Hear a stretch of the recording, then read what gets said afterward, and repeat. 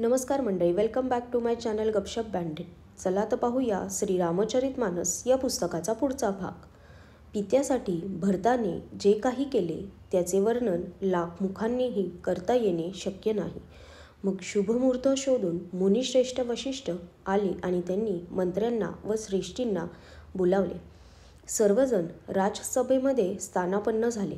तेव्हा वशिष्ठांनी भरत व शत्रुघ्न या दोघा भावांना बोलावणे पाठवले. वशिष्ठांनी भरताला आपल्याजवळ बसवून घेतले आणि नीतिपूर्ण व धर्मपूर्ण शब्दात सांगितले. मुनिवर्यांनी कैकेयीने जे कुटील कृत्य केले होते त्याची कथा प्रारंभी सांगितली. नंतर दशरथांनी धर्म व सत्य राखण्यासाठी श्रीरामांचा त्याग केला व स्वतः देहत्याग करून रामावरील प्रेम व्यक्त केले असे सांगितले. श्रीरामचंद्रांचे गुण, शील व स्वभाव यांचे वर्णन करता करता मुनिराजांच्या नेत्रात अश्रू आले आणि त्यांचे शरीर रोमांचित झाले. नंतर लक्ष्मण व सीता यांच्या प्रेमाची थोरवी सांगत ज्ञानी मुनी शोक व प्रेम यामध्ये मग्न झाले. मुनीनाथ शोकाकुल होऊन म्हणाले, भरता ऐक, भवितव्यता अटळ असते. हानी, लाभ, जीवन, मरण आणि कीर्ती अपकीर्ती या गोष्टी विधात्याच्या हाती आहेत. असा विचार केल्यावर दोष कुणाला द्यायचा आणि कुणावर व्यर्थ क्रोध करायचा? कुमार, मनात विचार कर. राजा दशरथांबद्दल दुःख करणे योग्य नाही. जो ब्राह्मण वेद जाणत नाही आणि आपला धर्म सोडून विषयभोगामध्येच बुडालेला असतो त्याच्याविषयी शोक केला पाहिजे. जो राजा नीती जाणत नाही आणि ज्याला आपली प्रजा प्राणांसमान प्रिय नाही त्याच्याबद्दल शोक करावा. जो वैश्य धनवान असूनही कंजूष आहे आणि जो अतिथी सत्कार व श्री शिवांची भक्ती करण्यात तत्पर नसतो त्याच्याबद्दल चिंता करावी. जो क्षुद्र ब्राह्मणांचा अपमान करणारा आहे, फार बड्या बाता मारणारा आहे आणि मान मोठेपणा यांची इच्छा बाळगणारा व ज्ञानाची घमेंड बाळगणारा आहे त्याची चिंता करावी. जी स्त्री पतीला फसविणारी, कुटील, कलहप्रिय व स्वेच्छाचारिणी आहे तिची चिंता करावी. जो ब्रह्मचारी ब्रह्मचर्य व्रत सोडून देतो आणि गुरुच्या आज्ञेप्रमाणे वागत नाही त्याची चिंता करावी. जो गृहस्थ मोहामुळे कर्ममार्गाचा त्याग करतो त्याची चिंता करावी. जो संन्यासी जगाच्या प्रपंचामध्ये सापडला आहे आणि ज्ञान वैराग्यहीन आहे त्याची चिंता करावी. ज्या वानप्रस्थ मनुष्याला तपस्या सोडून भोग आवडतात, ज्याची चिंता करण्याजोगी आहे.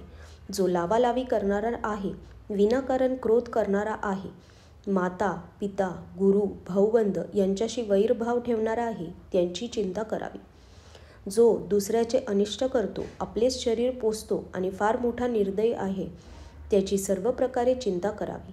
आणि जो कपट सोडून हरीचा भक्त नसतो तोही सर्व प्रकारे चिंता करण्याजोगा होय. कोसलराज दशरथ हे चिंता करण्यासारखे नाहीत. त्यांचा प्रभाव 14 लोकांमध्ये पसरलेला आहे. हे भरता, तुझ्या मात्या पित्यासारखा कोणी नाही. पित्यासारखा राजा झालेला नाही, आजही कोणी नाही आणि आता होणारही नाही.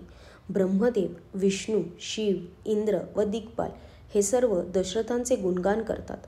बाबा रे, ज्यांचे श्रीराम, लक्ष्मण, तू व शत्रुघ्न यांच्यासारखे पुत्र आहेत त्यांचा महिमा कोण व कसा जाणू शकेल?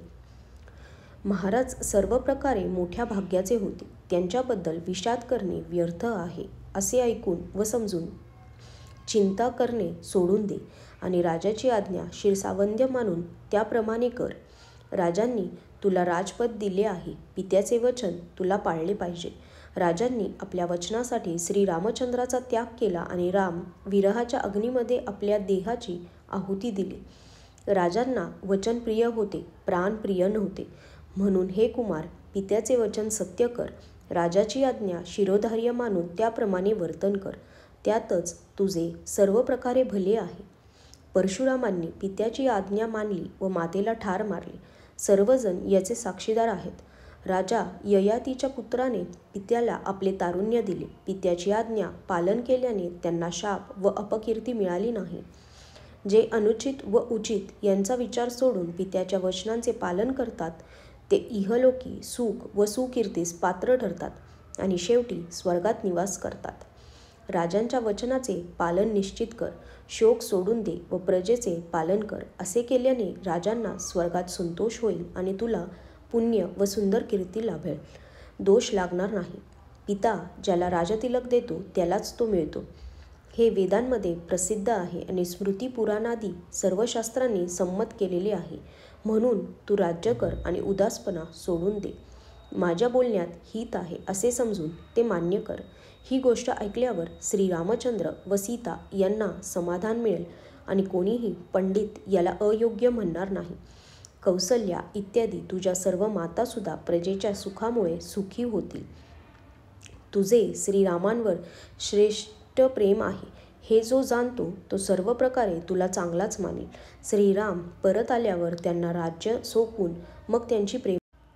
हात जोडून मंत्री म्हणाले, गुरुजींच्या आज्ञेचे अवश्य पालन करा. श्री रघुनाथ परत आल्यावर मग जे योग्य असेल त्याप्रमाणे करा. आजच्यासाठी धन्यवाद.